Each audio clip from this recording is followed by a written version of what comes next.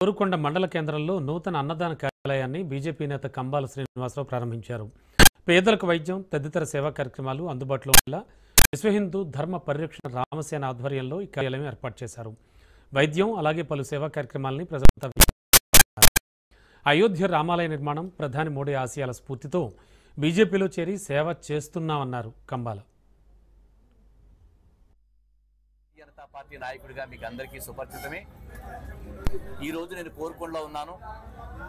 ఈ కోరుకొండలో విశ్వ హిందూ ధర్మ పరిరక్షణ రామసేన కార్యాలయాన్ని ప్రారంభించడానికి కావలసిన ఉద్దేశం, అలాగే ఈ కోరుకొండ అనేది ఆంధ్రప్రదేశ్లోని తూర్పుగోదావరి జిల్లా రాజమండ్రికి 20 కిలోమీటర్ల దూరంలో ఉంది.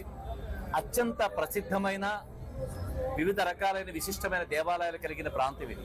అంతేకాకుండా చుట్టుపక్కల గ్రామాలకు కూడా కోరుకొండ ఎంతో చాలా విలువైన ప్రదేశం అది.